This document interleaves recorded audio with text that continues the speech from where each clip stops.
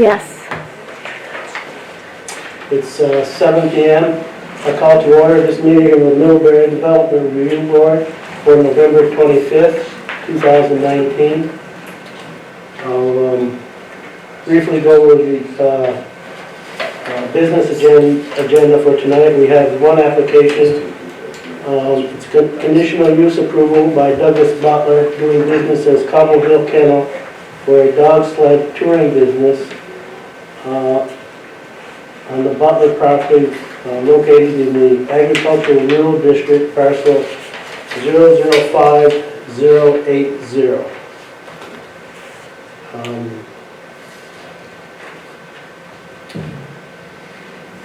First item on the agenda is public comment on any issue or question not on the agenda for tonight. Are there any questions? Hearing none.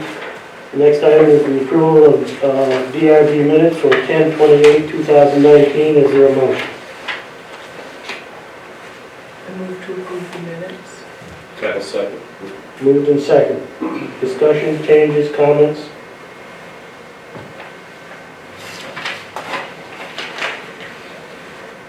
Hearing none. All in favor of the motion say aye. Aye. Opposed? Okay. I'll abstain. Okay, thank you. Our application for tonight is a conditional use approval by Douglas Butler, doing business as Cobble Hill Kennel for a dog sled touring business, and outdoor recreation use to be conducted on open land owned by Mr. Butler at the end of Sheldon Lane. The Butler property is located in the Agricultural Rural District on parcel 005080. The following is a DRB oath for applicants, interested persons, and those who wish to participate in this hearing. If you are interested in participating in this hearing, please take the oath now. If you do not take the oath, you will not be able to participate. Do you affirm that the evidence and information you are given in this proceeding is true and accurate to the best of your knowledge and belief? Please raise your hand. Thank you. At this time, I would ask the members of the board if any member has a conflict of interest regarding this application. Mr. Chairman, I'm going to recuse myself. I have a family that are adjoining landowners. Thank you. At this time, does any member wish to disclose any ex parte conversations concerning this case? Hearing none, thank you. Okay, if you'd like to come up and give us an idea on what your proposal is. That's you, yeah? Introduce yourself. Introduce yourself. Doug Butler. Thank you. The idea is that, I've had dogs now for 40 some odd years. We've raised dogs when my sons were younger. Of course, both sons were with me, and at this age now that I've gone past 39 and I don't have milk cows anymore, so I got more time to play with dogs. And we're looking for money, and I'm looking to expose the fun and there's more than just fun with these dogs. How smart they are, how loving they are, and I'm working with Middlebury College. This has been behind me that he's a Middlebury College student and he's working with me on this. And the idea is to expose this to more people, especially young people and all that. And we did give some rides to some older couples, and they just flipped right out. They didn't realize what these dogs were like and how friendly they are and how they enjoy to run. And the film crew took me to Fairbanks, Alaska. It'd be 2 years ago in March, and in Fairbanks they said these dogs were the friendliest, craziest dogs they've ever seen there in their lifetime and all that. So with this quality of dog, it's a lot of fun, and to do this, to expose it to people. And then without my four-legged girlfriends and milk cows anymore, we also need some kind of income, and with this passion for dogs, this is why I'm pursuing this. And I've got some great kids that are working with me, and it's a lot of fun too. Okay. If you could go to the map and orient us and the public as to where you plan on doing this activity. For for rides when, like, in October, it was wet and rainy, so we couldn't do hardly any rides over there. Water was flying on the people and the dogs, so what we call my parents' campground. Well, why don't you come right up and use the pointer dog? Okay, you got it. And I'll try to move it for you as you need it moved. My grandparents bought this, I think, sometime in the 40s, and they used to chase the cows from the farm through, and this was pasture. My parents turned this into hayland. You know, agriculture changes quickly. And when they got older and sort of retired and I took over, this little spot here, we kind of made it to a campground. And then from here up through where Deerstein is, there was their little golf course, and we had parties over there, like I had a surprise 50th anniversary party for my parents. And that was a lot of fun, and I can tell you stories about that. Get the old folks to drinking and dancing and the things. Anyways, so this is where we have the dogs. We park the vehicles that come to see over here. They walk through the woods, and then boom, here's the dogs, here's the truck, here's the sleds, here's the gang lines, all that. And we hook a 6-dog team to a cart. We go out around the island here, and then you can see this zigzag here. That's the trail. We loop this field over here, and then can you go up just a little bit, please? So we come from campground around, then we loop around, come up this hill here, go around here, and then back. Okay. And so the families can sit at the campground, they can watch the dogs run with their parents or grandparents on it and all that. And then, but you know, with Vermont, like summertime, hot weather, you can't run dogs when it's hot weather. And then when it was wet and muddy, that didn't work out either. So we may have to look to do snow rides, maybe in a different place, but we hopefully here where people can sit here and watch and see what we're doing with their families. It's a lot of fun, and the families, like us, I've got families that want to surprise their grandchildren between Christmas and New Year's to do rides over here where they can sit and watch them, and you know, they haven't told the kids yet what they're planning on doing. Okay. Could you show us where Sheldon Lane is? Sheldon Lane comes in Move it on there. That one there. okay, here's Sheldon Lane comes in right here down the hill and in. Okay.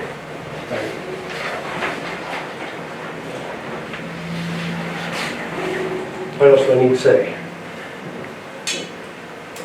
Okay, could you give us an idea on when this would, the amount of times you would be doing this, say per month or per week or per day? Well, it looks like it could, in the wintertime on sleds, people are really excited about riding on the sled. On the cart ride, people don't realize that they're not excited, so I don't see the cart ride really doing much until we're talking snow time in December, January, February. Because I thought that people would be more interested on these cart rides, but that did not take off.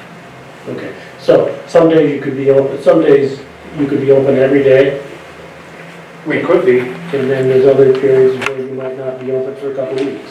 but like if the weather is over 60 degrees, you can't run these crazy dogs if it's over 60 degrees. These dogs go crazy. Their passion of life is to run. Okay. Other questions from the board? Where are the dogs trained currently? You've been training dogs, you said, with this gentleman since 2017. Where do you do that? Out of the dog yard in New Haven, we hook dogs to the four-wheeler and we run out of the dog yard, East Munger Street, on the farm property. Hank Namazio's, you know, he's the deer farmer, Todd Stone's land, our land, So on the other side of Painter Road? on the other side of Munger Street. We run East Munger Street, Cobble Road, all of that, and fields.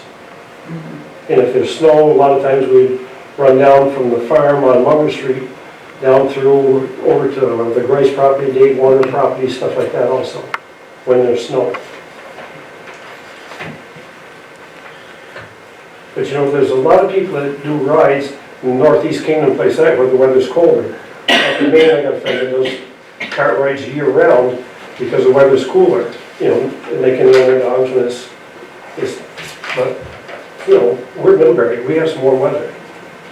Would the dogs take turns in teams? Because you say in your application that you would have groups of 10 to 20 dogs and puppies at a time at this campground area.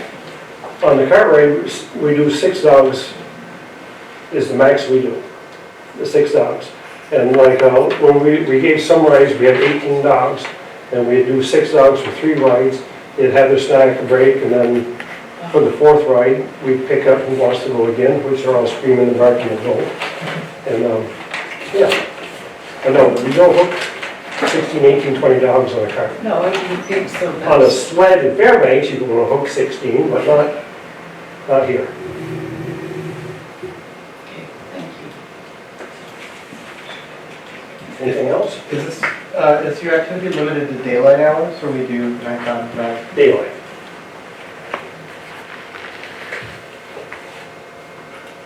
Can you describe the parking situation if you bring people in? Is it, what, I can't tell from the map, is it a place where you can park a few people, or? Yes, it's this area right here. And it's, it's a heavier soil and all of that. At one time, my parents, you see this pump here, they thought they'd dig a pond there, for water for grazing cattle. But I don't know why they want to dig it on the high spots, and that didn't work. But yeah, so we park here and then walk through the woods to the campground. And from the write-up, I'm not clear. It says parking will be seasonal and not developed. So does that mean it'll be grass or it will be gravel or something? There's some gravel there with little grass on top of it. But it is a heavier soil, and it's, Will you be expanding the gravel? if we needed to, we would. But I don't see that happening.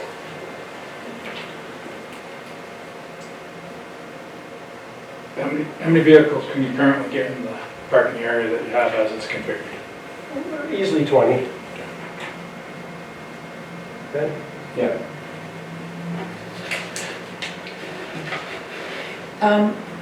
Would this business be feasible if it were limited to December, January and February?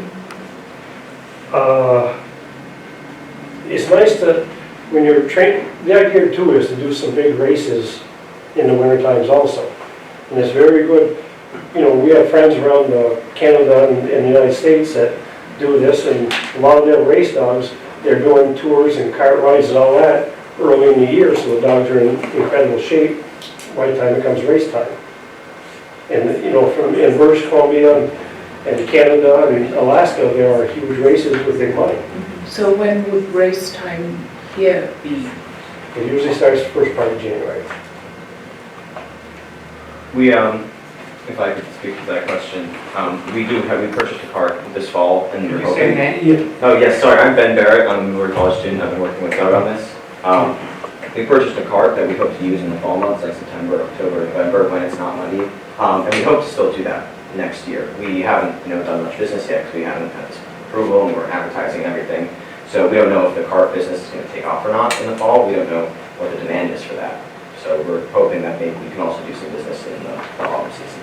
Approximately how many outings on the circuit that was outlined have you actually made thus far? We did a bunch of training just ourselves because we were teaching the dogs the trails. So we've done, 10 or 20. I took my parents out there, some of their old college friends. We did like taking friends to see how they enjoyed the ride, see what they would pay for it, stuff like that. Okay. So probably 10 or 20 groups, I think. At the most, Yeah. Can I ask, just because we're talking about, you're clearly using the whole perimeter of the property to try and get to sort of minimum length of, is there a minimum length, or is it a standard ride that you're trying to get to in terms of getting around the property? We hope to extend it, like right now, there's this huge race in Jackman Hole, Wyoming. It's a 7-day race, different town, different trail every day. The trails are 24 to 34 miles per day, and this is like a 7-day race. So the idea is, these dogs can do that, but it's to build them up and get them in condition for these races, because there's never been a farmer or a part-time farmer that's ever done this race out there, and I got invited to it. They had an opening, so Ben applied, so we've got 2 teams going out there this year. And all that, they're telling me that when you race downtown Jackson Hole. Jackson Hole, that there's thousands of people and all this, and so it's also nice to expose the dogs to people and different trails, different things. And now this time of year comes, we're trying to jump our miles up to when the dogs start getting ready. So today our run was roughly 14 miles probably. Not on this property though, because we go to longer properties for longer distance training. Yeah. This loop is, I think, close to 3 miles. It's like, it's a real trail, dogs follow the same path every single time. So it's just under 3 miles is the exact mileage of it. When there's snow, do you groom the trail like across country? Yes, yeah. Yeah, because you want to have a decent trail, hard track, you don't want sprained ankles, you know, and our dogs are crossed with German short-haired pointer with our old Husky line. Back in the 90s, we represented the United States at the World Championships over here in Lake Placid, New York. We were in the open class, and then back then it was 3 dog, 5 dog, 7 dog, and open. 3, 5, and 7 Europeans came over with their German short-haired pointers, and they kicked the daylights out of the Americans, Canadians, and Alaskans. In the open class, we kicked the daylights out of the Europeans, and we sort of all went breeding together. So the dogs that we have are not Iditarod dogs. These are sprint dogs, you know, short distance dogs, and you have to have a trail packed and decent so you don't hurt their feet. You know, a lot of times we have booties on dogs' feet and stuff like that to take care of. You know, they're innocent animals, and this is their passion also. So there's a whole lot to the sport to train these dogs and then to be competitive, of which we're trying to be very competitive because there's never been a dog farmer in Vermont or the Northeast that's ever done these races that what we're getting up to do. So,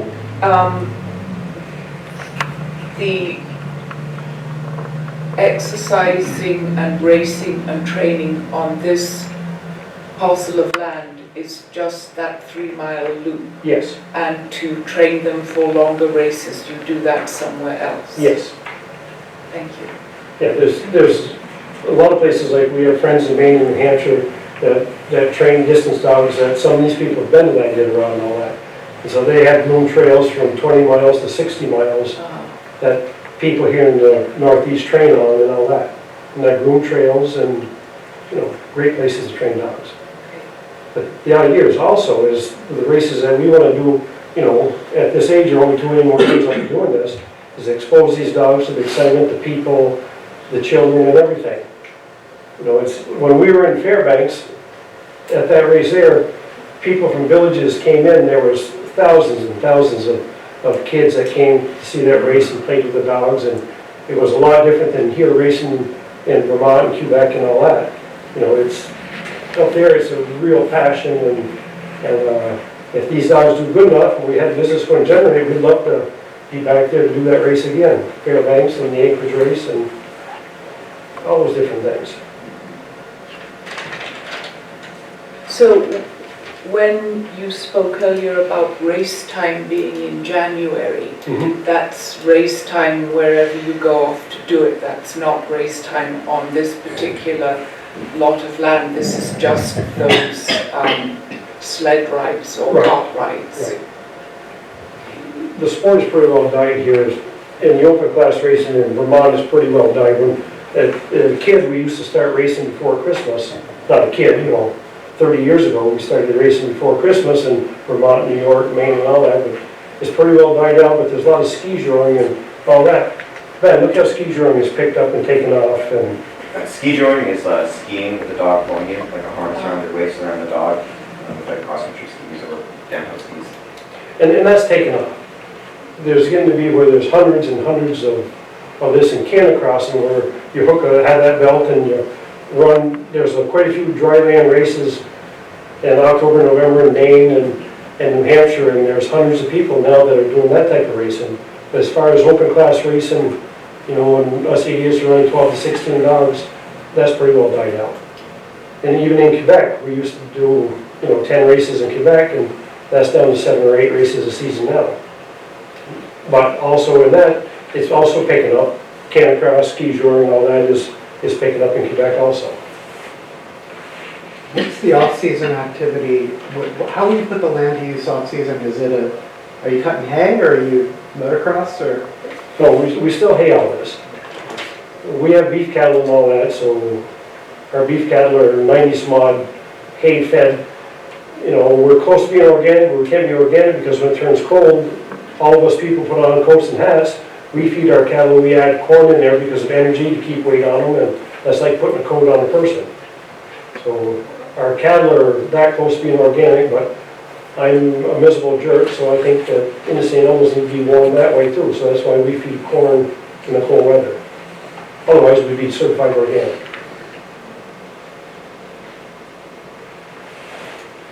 Other questions from the board at this time? So we're clear, you're not intending on doing any racing on this property, it's just tours? Just tours. We'd be thinking about posting a party once or twice a year, just like come play with the dogs, like as like free advertising for us to like show off like the property to use to give, you know, tours on. And we had something like that in early September, like a bunch of the college students came out and, you know, just hung out and met the puppies for a couple hours in the afternoon. And so that'd be like a walk. I mean, most of the time for this business is like 1 or 2 cars full of people. It's just like a family of 4 or 5 that comes by and each person takes a ride and that's it for the afternoon. So just once or twice a year would be a larger venue, like 10, 20 cars. To support a large gathering, that whatever would anything that would have to come would then go out after, like a porta potty or a trash. And would it be a one-day establishment?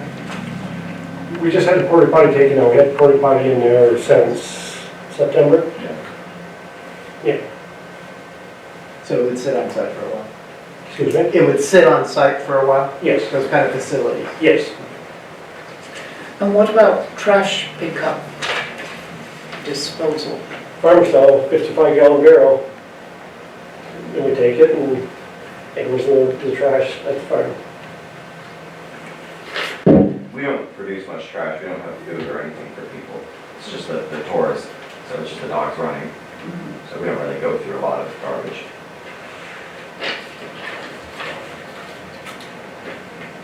Any other questions from the board at this time?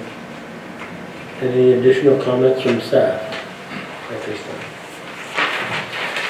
Okay, this time I'll open it up to the public. So if you have a question or comment, just introduce yourself first. Good, John. Sure. My name's John Ellick. I'm here with my wife Elizabeth. We are adjoining property owners. So a couple things that are important to us. One, and maybe most importantly, is the fact that this operation appears to have started without a permit. The permit being sought tonight, and as we've just heard, this has been going on since September. To my knowledge, no cease and desist order has been given until a permit has been issued. I think that's highly, highly inappropriate because there are some issues. I take exception to the fact that part of the public documentation here is there's a proposed motion already created approving this. Now, of course, it's up to your discretion as to whether or not you wish to accept that. But that presumption is very presumptuous. And it's offensive to those of us who may have a contrary opinion. It's critically important to know that Sheldon Lane is privately owned. It is not owned by Mr. Butler. It is owned by the adjoining property owners who are along Sheldon Lane. So Mr. Butler owns an easement over that, and that easement was granted by the property owners. Part of that easement describes it and limits it to being 12 feet wide. It also requires joint maintenance of it. Joint maintenance, Mr. Butler has never contributed to the maintenance to my knowledge. Certainly I've never seen a dime, and we've paid a lot of money to maintain that road. I noticed in the notes that it was suggested that Mr. Butler be respectful of the property owner's use of that road. I'm not really sure how that would get monitored. This is a private piece of property. It's not a town road that town officials could monitor. It's virtually impossible for a car going in to get around a car coming out. It would be impossible in the wintertime when this would be primarily used because of snowbanks. Already, when cars do have to pass, and occasionally they do, they drive in the ditches and really wreak havoc on people's private property. Increasing the use of this private piece of property would only exacerbate that dramatically.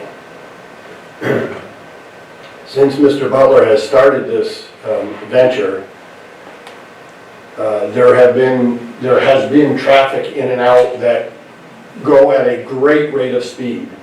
This is a very quiet residential area. It's an agricultural and residential area. And people tear in and out of that driveway, endangering pets, little children and whatnot. There's a safety issue. This happens on any road. What the problem here is, this is private property, so there's no town enforcement of a speed limit.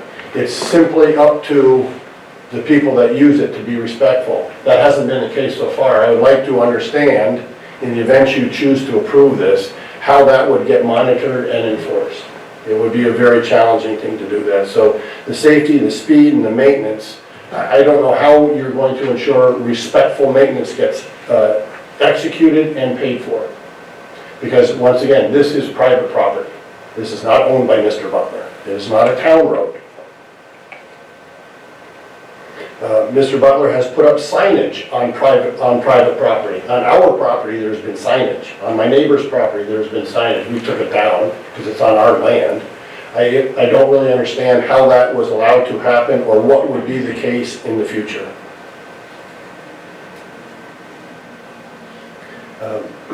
I hope and pray that nothing ever happens by way of injury to anybody, but there would be, it would be a virtual impossibility for an ambulance to get back onto this property. It might technically be possible, I don't really understand how.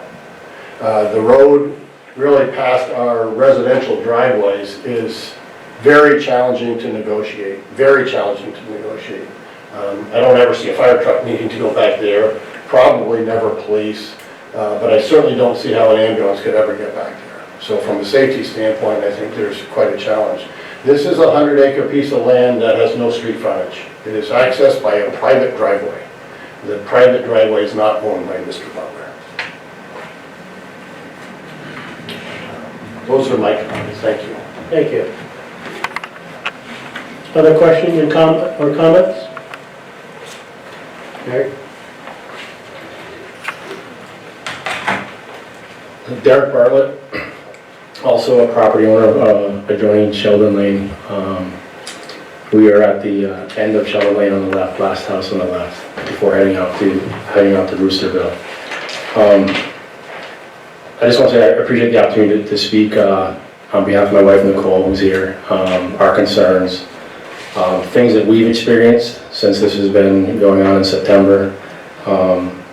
I thank John for speaking to a lot of what I had already had on my list of concerns, but some things that need to be mentioned here, just the excessive barking of the dogs. I believe there was one Saturday afternoon, Sunday afternoon of I think it was the second event, where we actually happened to be around for the afternoon, and I want to say the dogs barked from almost 10 a.m. to 3 p.m.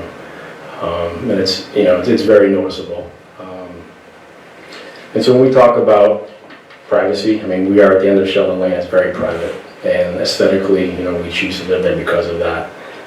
And having that nuisance has become an issue, and possibly what it could become in the future if this were to continue.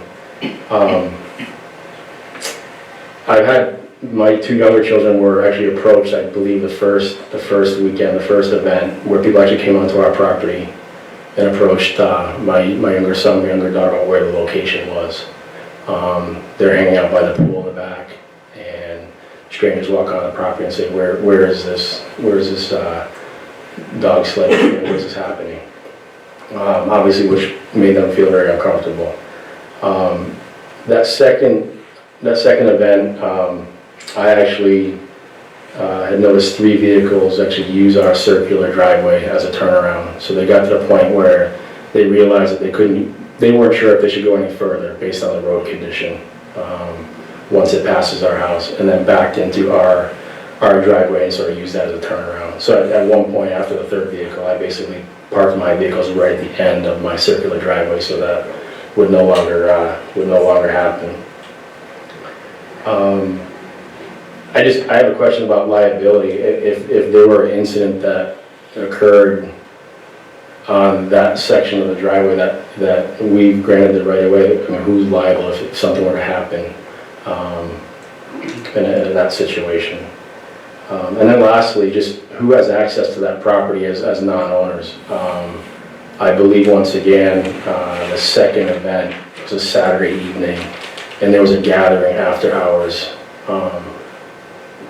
after daylight, in the evening, where we could hear things, carrying on music out in the back of Roosterville. So, from Nicole and my perspective, our point of view, it's a matter of we choose to live there based on the right to privacy and the aesthetics of living at the end of Sheldon Lane in a very quiet setting. And the additional traffic, the volume of traffic, it really it hinders that, it impedes on that. So I just wanted to share that, and thank you very much for your time. Thank you. Other comments? Questions? I just note that we did get a letter from,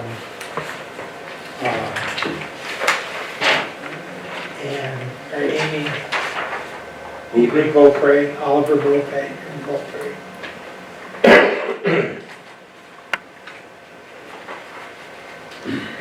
Kevin, Yes. do you want to address the issue of having draft motions? Just for clarification for these attendees and anyone else who may be watching or listening. Yes,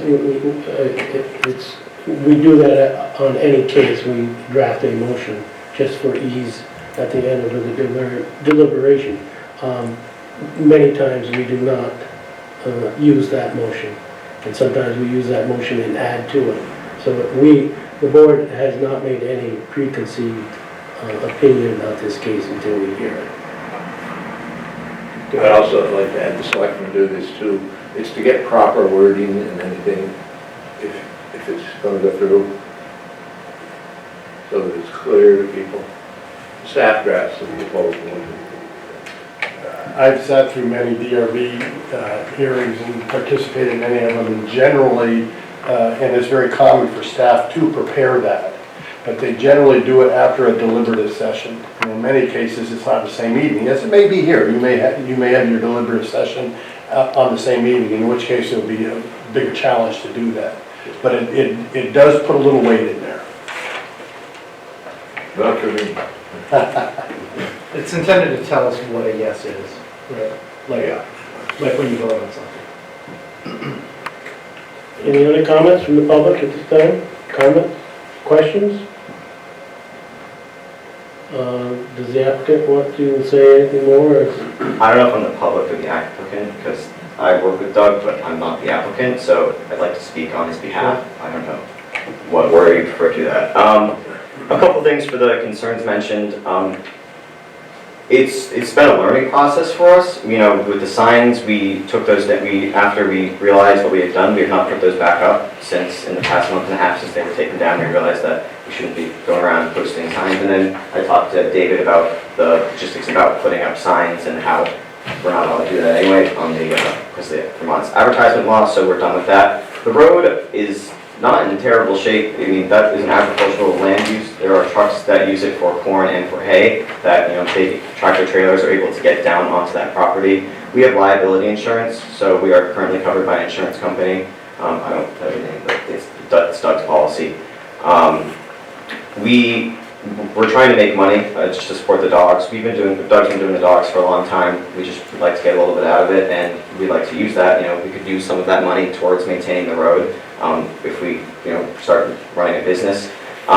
It's also this is Doug using the land again. He hasn't used it for a bunch of years. It's just kind of sat there, but it's always been his land. There's been speak tonight about the parties that used to happen there when his parents were there and he's there. So one of the evening that you two mentioned wasn't a Cobble Hill Kennel event. That was just a private gathering on private land. So that's not really relevant to the application. We haven't been selling tours. All the tours given have been just for like my family and friends. They've been trials. We've been training on that land, which again is private use, I think, because we haven't been selling anything. We've just been trying it out at this phase. Our website has some stuff about that, but it's all reservation based, and there hasn't been traffic in there over the past month or so, ever since I received the notice from David that we should have this meeting. we've been refraining from doing any of that just to make sure that we go through this process and do it correctly. Thank you. Thank you.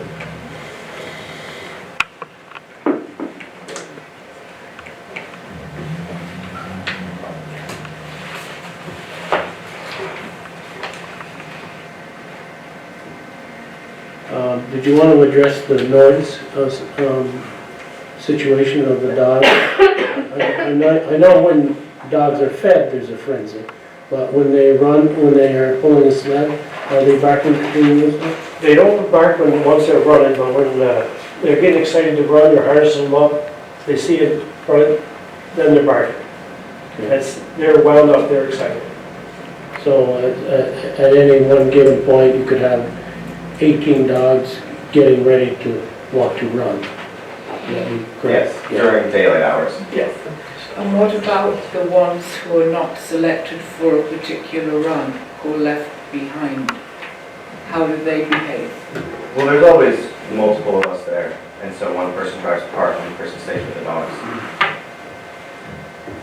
I guess I'm trying to get at, you said that when the dogs are running, they're not typically barking, but they're barking when they get excited about getting harnessed up.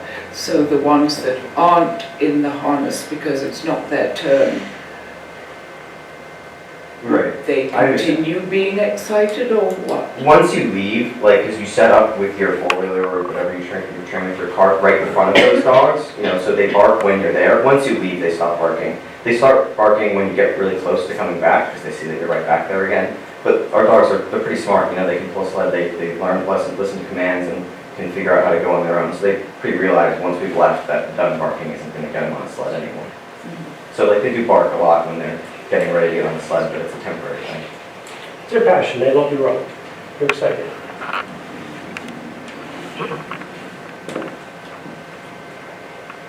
Okay, and the ambulance could get in there. We do have insurance, and because there's 9 acres of corn land we had there, and 4 hills chopped it, and they had them 50-foot trucks in there that hauled the corn out of there, so we're not worried about an ambulance or anything with that getting in and out of there. And I got a 25-foot dog truck gets in there quite easy. 2-wheel drive.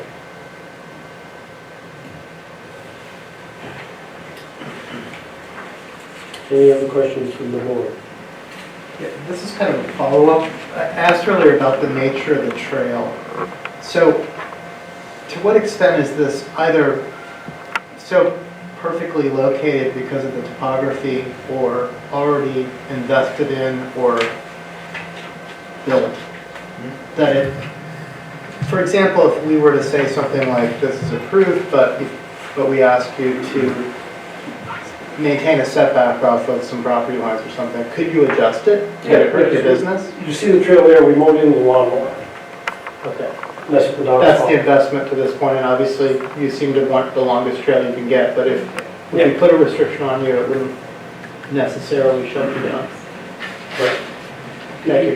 Could you show us again where the trail would start? In other words, where the dogs would be gathered? Right here, we call my parents' old campground right here. And the trail starts right here, we go around this island, and then we pick it up here and loop the fields. So, okay, here, down through, make this loop, because we come over here, we go up this hill, and then around the deer stand field here, and then back. Okay. Thank you. The dogs are there like in the shade of the trees during, like while they're not running, so they're kind of like interspersed in the trees on this side of the property. Do you know what event Mr. Bartlett was talking about in September when he said there was Yeah. walking from 10 until 3? What was that about? That was the event when we just like invited all like my college friends and just we put something on our Instagram page just to come meet the dogs. Just, we were using it as like a free advertising, like these are the dogs, they're really cool, we have some puppies. It was too hot that day, we weren't running any dogs, we weren't selling rides, but we just had it there to just have a meet and greet. Yeah. How often do you anticipate wanting to hold something like that? That's what I mentioned earlier when I said we do that 1 to 2 times a year, just as like maybe like pre-race season, we just say like, that's what I was referencing.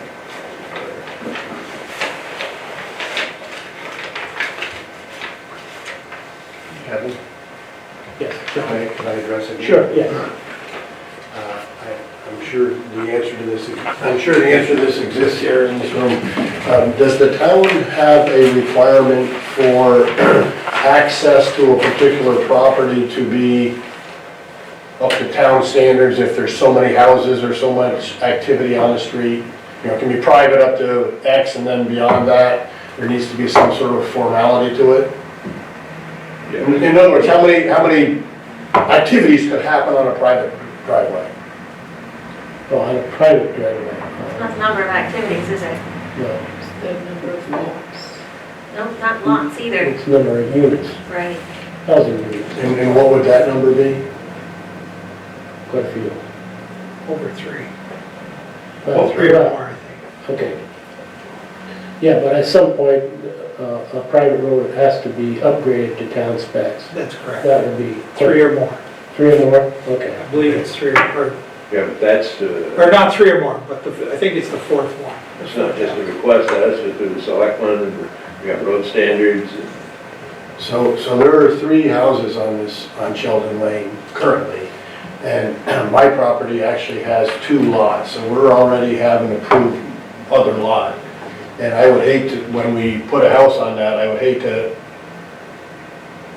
run into this thing, because we already have an approved lot. So arguably, there are already 4 approved lots there, 3 which have homes on them already, and a 4th. And so this would be even a 5th activity. But the more salient point is, this driveway is 12 feet wide. It's 12 feet wide on private property, and I can tell you what has historically happened. It's gonna happen. People drive off the edge of the road, and lawns get damaged, happens all the time. It happens more particularly in challenging weather. And when the driveway is plowed, which we end up plowing, because Mr. Butler does not plow it, for a good reason, there's no reason to plow it. There are snowbanks that make this 12 feet even more challenging. You're not going to get 2 cars through there, so somebody has to pull off. And they're either pulling off into Mr. Bartlett's driveway, or our driveway, or onto the edge of the road, which damages the property. This is 12 feet wide. This is not a town road, it's not a 20-foot wide road, it's not an 18-foot wide road, it's 12 feet.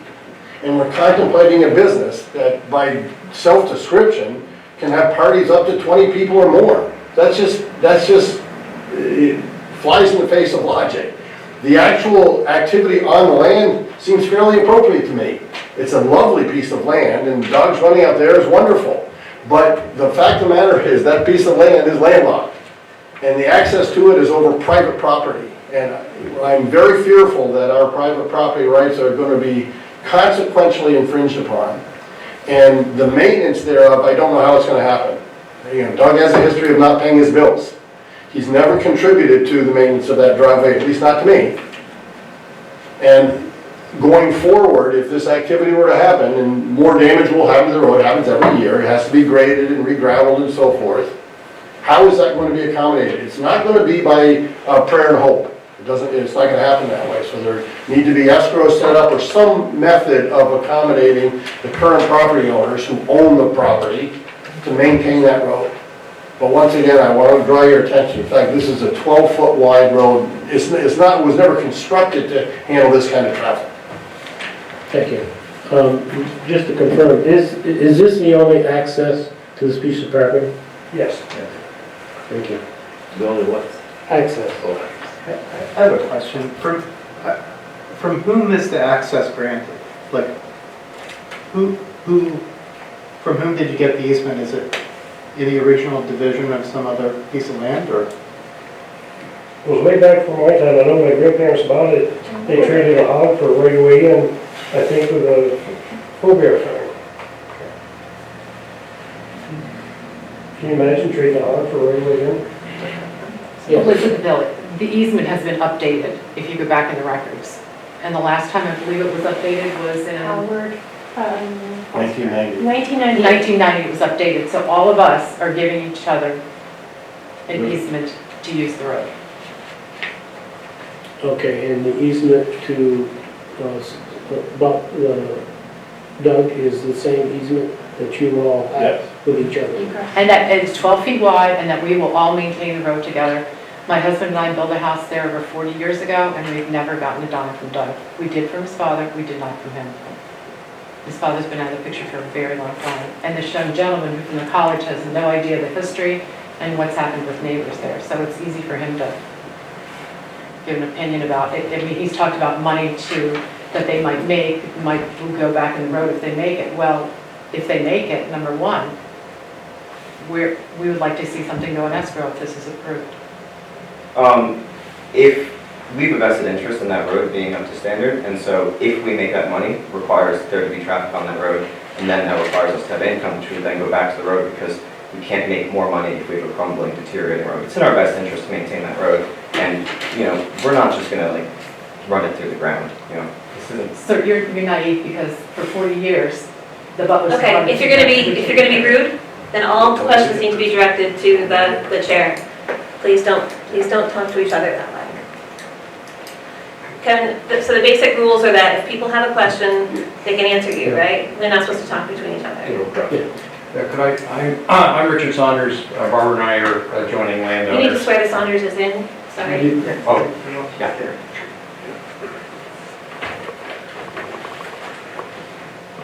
So I'm Richard Saunders. Okay, before, do you affirm that the evidence and information you are giving in this proceeding is true and accurate to the best of your knowledge and belief? I do. Thank you. I'm Richard Saunders, Barbara Saunders and I are adjoining landowners of the Illicks and of the Beaupre Davis family and of the land that's being discussed tonight. I can't address the driveway and right-of-way and all of that because we're not affected by that in any way. I would just suggest that if you, thinking of open land in Middlebury and dairy farms and all the things that when we step away from our own personal property ownership, we care about in terms of Middlebury, we care about in terms of Vermont. I'm always interested to see ideas that are creative use of the land. So as to the noise, yeah, we heard dogs this summer. We've heard other noises on our property too from some adjoining property owners. So that goes with, it's not a perfect world, but I'm sure we annoy some of our neighbors at the same time. But I think we're all in this together, and I guess it's not my responsibility to make the decision that you're going to make, but I guess in the interests of thoughtful center of the road kind of view, I wonder if there would be a possibility to consider this proposal for a period of time and over a year or two and see whether ambulances need to get down the dirt road, whether the right-of-ways are being abused, whether the maintenance of that can be paid for, all the issues that have been discussed. It's not up to me, but I just say, personally, I don't have another issue with regard to any of this one way or the other. I just think as an adjoining property owner, we should say something. And I hope you can come to some positive resolution. Thanks. Thank you. Other comments? If I could just, for my clarification, because I got some of these deeds right here too. What portion is only 12 foot wide, Mr. Elliott? The road, the easement is 25, in some cases it's actually 30. The road is limited to being 12 feet wide. The road can only be 12 so feet it and can't be it cannot be expanded. paved. It cannot be what? Cannot be paved either. Or widened?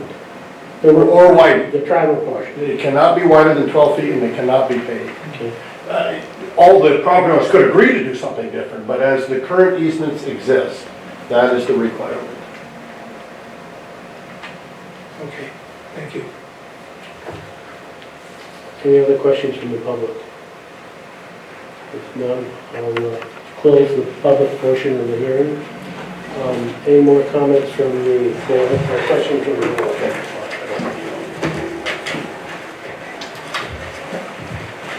Okay. Is there a motion? I move that we enter deliberative session to discuss this matter.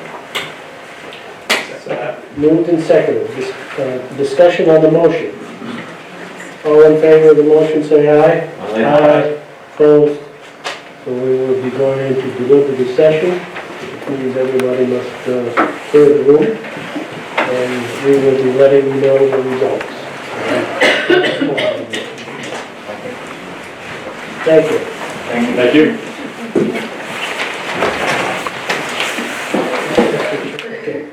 Move that we leave deliberative session and reconvene the public portion of the hearing. Second. Moved and seconded, any discussion on the motion? All in favor of the motion, say aye. Aye. We're out of deliberative session, and we have discussed the application by Douglas Butler. Is there a motion? I move that the Middlebury Development Review Board, having reviewed the application submitted and having heard and duly considered the testimony presented at tonight's public hearing, November 25th, 2019, approve this conditional use for an outdoor recreational use to be conducted on parcel 005080.00 as presented in the application by Douglas Butler, DBA Cobble Hill Kennels, located on Shelburne Lane, and subject to the conditions which would be outlined in the written decision. Thank you. Is there a second to the motion? Second. Moved and seconded. Discussion on the motion. All in favor of the motion, say aye. Aye. Opposed? Motion is carried. Other business?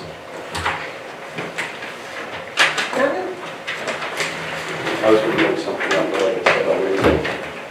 Well, now I'm dying to know. No, it's nothing. It probably correlates to the next meeting, so we'll wait till then. Can't stand it, you gotta tell us. We don't want to get into this discussion, believe me. Hearing none, I move adjournment. I'll second that. Moved and seconded. All in favor, say aye. Aye. Did the staff have anything to add? You wanna fill out the... Staff recognition? We're feeling like John is. We're ordering pizza next time.